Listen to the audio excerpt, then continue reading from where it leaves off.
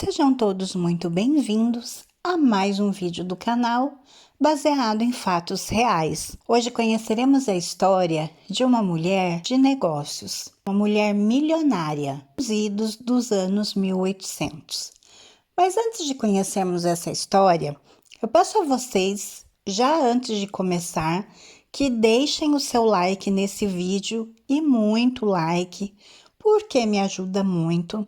Ajuda a impulsionar o canal, entende que o conteúdo é legal e que ele pode indicar a outras pessoas e também é rapidinho, não custa nada, então peço que vocês o façam por mim. Se você ainda não é inscrito, se inscreva no canal, ative o sininho de notificação para não perder mais nenhuma história. Compartilhem com um amigo, com um parente, com um vizinho, mandem essa e outras histórias para que eles também tenham uma boa história para ouvir e peça a eles para que venham até aqui, conheçam as histórias, se inscrevam no canal.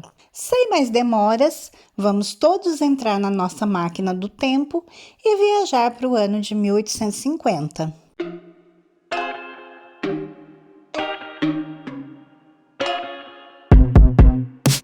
I told you I'm not here to mess around, and you've been acting too mysterious. Conheceremos a história de Eufrásia Teixeira Leite. Eufrásia nasceu em Vassouras em 15 de abril de 1850 e faleceu no Rio de Janeiro em 13 de setembro de 1930. Ela foi uma aristocrata, foi uma herdeira multimilionária, investidora financeira e uma mulher que fazia muitas obras de caridade no cenário mundial brasileiro na época. A perda dos pais dela em 1872, Eufrásia e sua irmã Francisca Bernardina começaram a administrar os bens que os pais haviam deixado. Porém, elas mostravam muito talento em administrar aquela herança e multiplicavam o patrimônio. Tanto que elas deixaram em testamento uma fortuna que poderia comprar 1.850 quilos de ouro. E essa fortuna toda que elas deixaram foram deixadas, na maior parte, instituições assistenciais e educacionais da cidade de Vassouras, no Rio de Janeiro. A riqueza que ela tinha garantiu a ela uma emancipação econômica. Além disso, a tornou uma bem-sucedida rentista, uma mulher independente que viveu a vida conforme as suas escolhas. Nos padrões atuais, Eufrásia seria bilionária. Eufrásia nasceu na cidade carioca de Vassouras em 1859.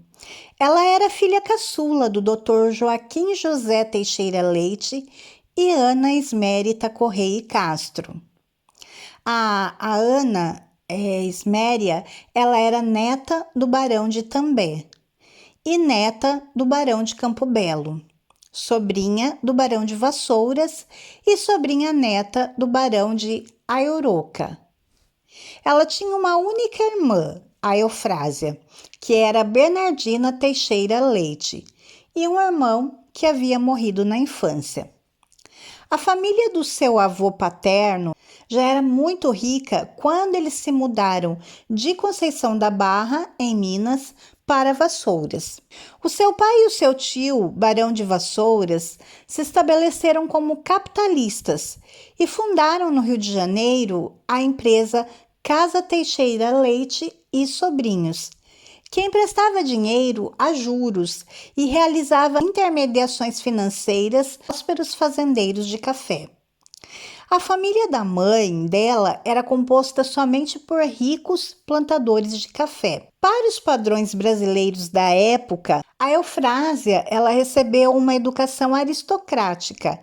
Ela estudou em escola de moças de Madame Grevet, que existia ali na localidade do Comércio, em Vassouras.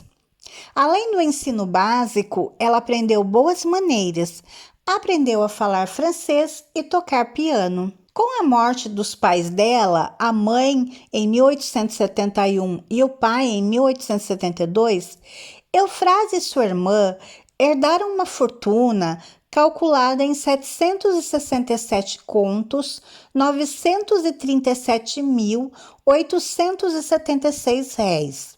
Logo depois, em 1873, morreu a avó dela, a baronesa de Campo Belo, e as irmãs receberam mais herança ainda, mais dinheiro, na forma de títulos e a casa em que elas haviam nascido, onde hoje é o Museu Casa da Eira.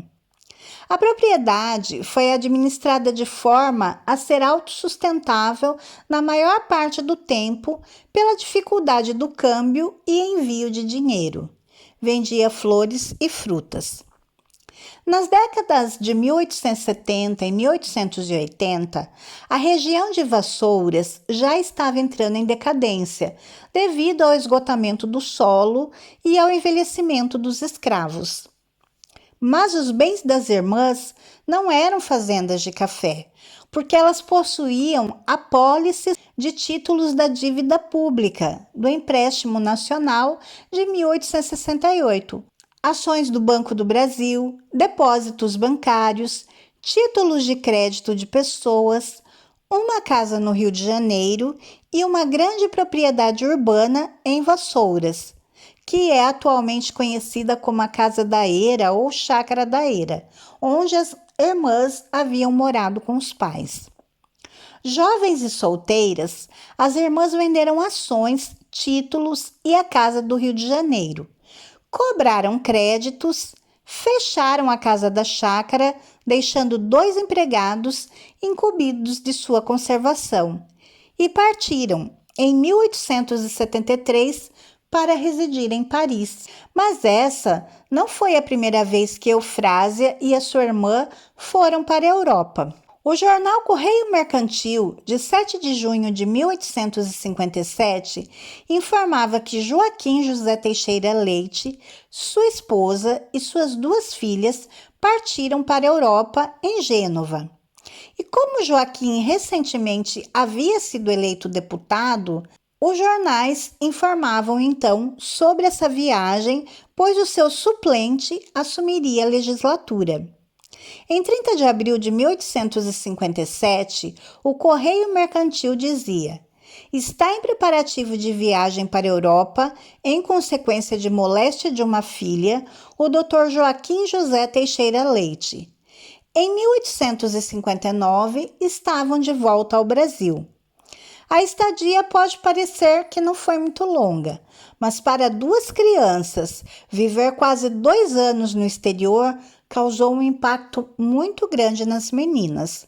Portanto, quando a Eufrásia e a irmã voltaram a Paris em 1873, quando estavam em luto pelos pais, elas buscavam um lugar que não era desconhecido pelas 2. Eufrásia, além de ser uma mulher extremamente inteligente e hábil com os negócios, era uma mulher muito bela.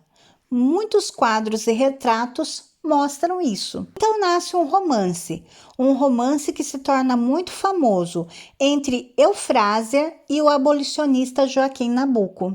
Começou ou ganhou força esse relacionamento no convés do navio durante a viagem à Europa em 1873. Não dá para se afirmar com exatidão o local onde eles se conheceram, mas foi uma paixão fulminante, tanto que eles desembarcaram noivos na Europa. Os pais do noivo, ao receberem o telegrama no Rio de Janeiro, avisando sobre o noivado, comemoraram o compromisso tão auspicioso que o filho havia feito e agilizaram-se para preparar a documentação necessária para o casamento do filho. Porém, o noivado durou pouco. Foi desfeito e refeito outras 4 vezes ao longo de 14 anos de muitas correspondências. De setembro a janeiro, permaneceu em Paris, compromissado com a órfã que morava com a irmã em Versalhes. Emancipada, Eufrásia deu a própria mão em casamento, apenas comunicando aos parentes brasileiros a sua vontade.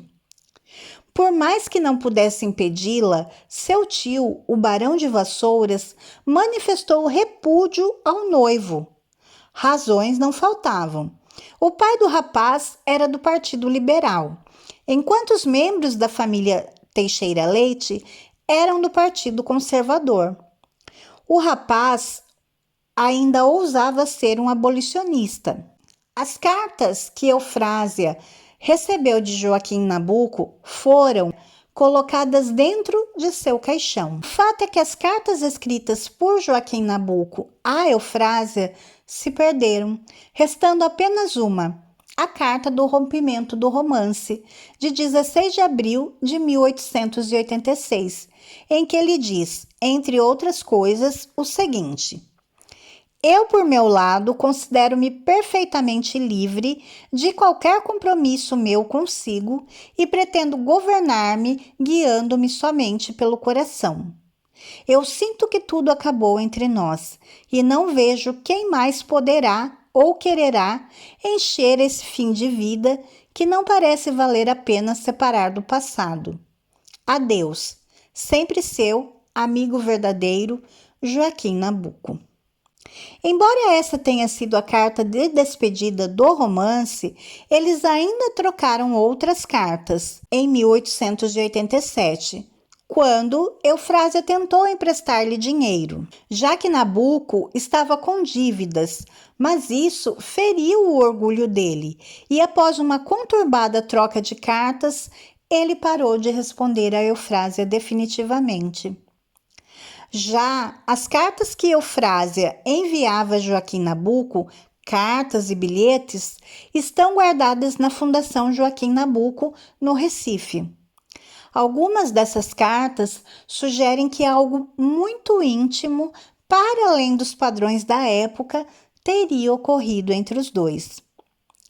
A maior parte desse romance aconteceu na Europa, onde Eufrásia tinha interesses financeiros e mundanos. Joaquim Nabuco, porém, tinha ambições políticas no Brasil.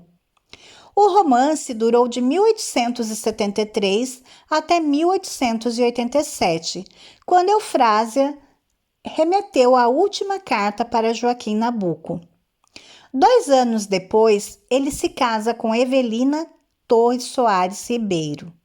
E Eufrásia jamais se casaria. Eufrásia, ela tinha um espírito empresarial próprio da família dela e investiu a sua fortuna e a da irmã não em terras ou ativos produtivos, mas em capital financeiro, sabendo administrá-la e multiplicá-la com maestria no circuito mercantil internacional. Em países da Europa, comprou ações de empresas que produziam com as novas tecnologias da segunda revolução industrial, como indústrias extrativistas, companhias ferroviárias, indústrias de transformação e bancos estrangeiros. No Brasil, Eufrásia comprou ações no Banco do Brasil, Banco Comércio e Indústria de São Paulo, Banco Mercantil do Rio de Janeiro, Companhia América Fabril, Companhia de Fiação e Tecidos Aliança, Tecelagem de Seda Ítalo-Brasileira, Antártica Paulista, Cantareira e Viação Fluminense, Docas de Santos, Mogiana das Estradas de Ferro, Paulista de Estradas de Ferro, Estrada de Ferros Madeira Mamoré, e consta ainda que ela foi a primeira mulher a entrar na Bolsa de Valores. Se instala em Paris e reside depois de 1884 com a irmã, hotel particular de 5 andares, na Rua Bassano, número 40, próximo ao Arco do Triunfo. Endereço sofisticado até para os dias atuais. As irmãs viviam uma vida recatada, mas participavam da vida social parisiense. Entrou o círculo das amizades mais próximas de Dona Isabel de Bragança, a princesa imperial do Brasil, quando a princesa Isabel já estava lá no exílio na França. A irmã dela, a Francisca Bernardina, ela tinha uma séria deformação na bacia e faleceu em 1899 em Paris, também sem ter se casado.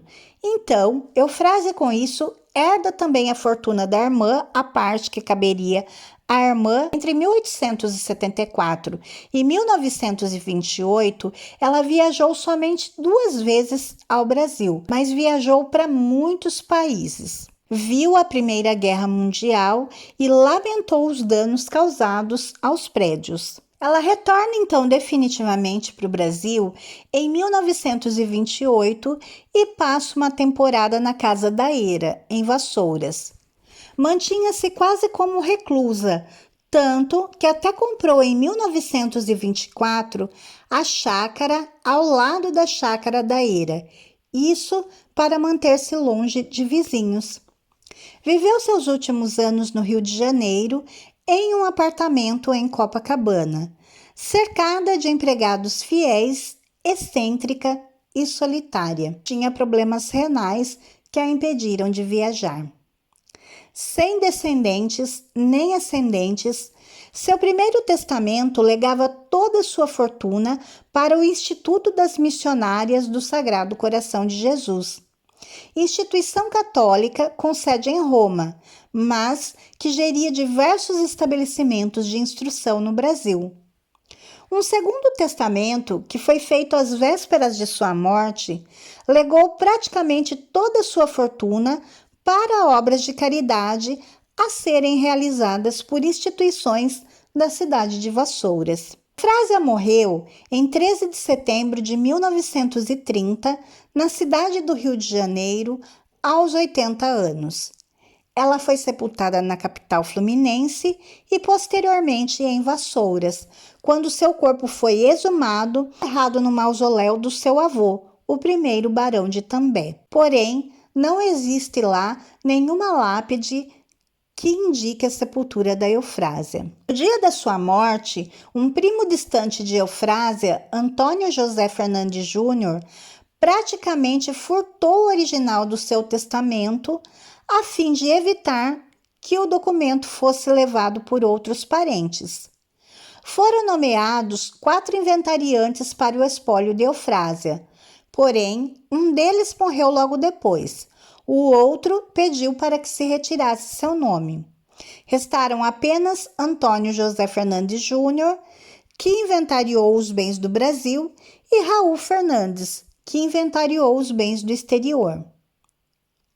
O testamento chegou a ser contestado pelas primas Umbelina Teixeira Leite dos Santos Silva, a baronesa de São Geraldo, Cristina Teixeira Leite, a viscondensa de Taunay. A elas juntaram-se outros primos representados por advogados que também eram da família Teixeira Leite. Os advogados desses herdeiros deserdados alegaram insanidade da Eufrásia devido a uma moléstia crônica de rins de natureza gravíssima que se veio processando aniquilando a paciente não só fisicamente, como também mentalmente.